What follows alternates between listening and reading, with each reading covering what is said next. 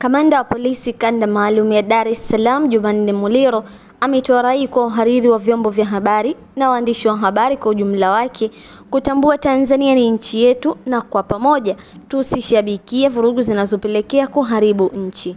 Akizungumza kwenye mkutano mkuu wa mkoa wa Dar es Salaam Albert Charamira na wahariri wa vyombo vya habari leo Ijumaa Disemba 5 jijini Dar es Salaam, Muliro amesema vurugu hazipaswi hata kujaribiwa kwani zina gharama.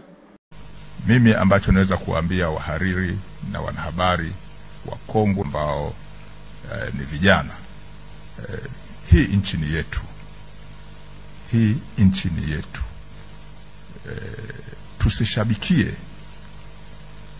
Tusishabikie hata kidogo tukaenda kwenye mlengo wa kufanya tuwe kwenye vurugu. Vurugu zina gharama. Vurugu zina gharama. Kuna mambo ya kujaribu, lakini kuna mambo hata kwa taaluma hupaswi kuyajaribu. Kwa sababu chochote kikitokea, wewe na mimi, mazingira yetu yatakuwa tofauti. Kwa hiyo jitihada ambazo Mheshimiwa Rais amekwisha toa mwelekeo tuziunge mkono, lakini jeshi la polisi majukumu yake yataendelea kutekelezwa kuona kwamba tunakuwa salama kwa kushirikiana na vyombo vingine vya dola. Na kusema kweli, kama msemaji wetu wa jeshi alivyotoa, jukumu letu ni kuhakikisha ninyi wote mnakuwa salama na wananchi wetu kwa kuzingatia misingi ya kisheria.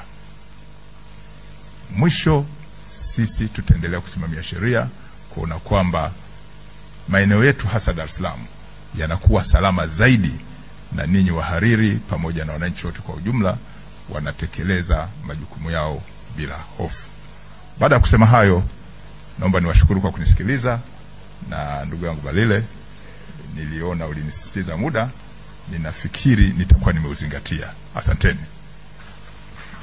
Naye mkuu wa mkoa wa Dar es Salaam Albert Charamira amesema pamoja na mambo mengine yanayodaiwa kuongeza chuki kwenye jamii ni pamoja na utekaji, kukosekana kwa ajira kwa vijana, wananchi kutosikilizwa, viongozi kuishi maisha ya starehe, matumizi mabovu ya rasilimali za umma pamoja na matumizi ya nguvu kupita kiasi.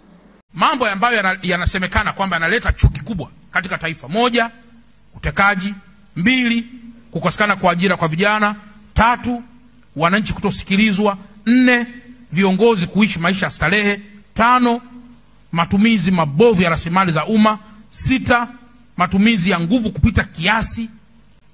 Haya ni baadhi ya mambo ambayo wananchi wetu wanasema wanayachukia. Ni kweli kabisa. Sisi katika mkoa wetu wa Dar es Salaam, naomba tu nihitimishe na nyinyi wenzangu pia muweze kuzungumza. Sisi katika mkoa wetu wa Dar es Salaam tumejipanga na wenzetu. Hata sisi wenyewe tunalaani sana vitendo vya utekaji.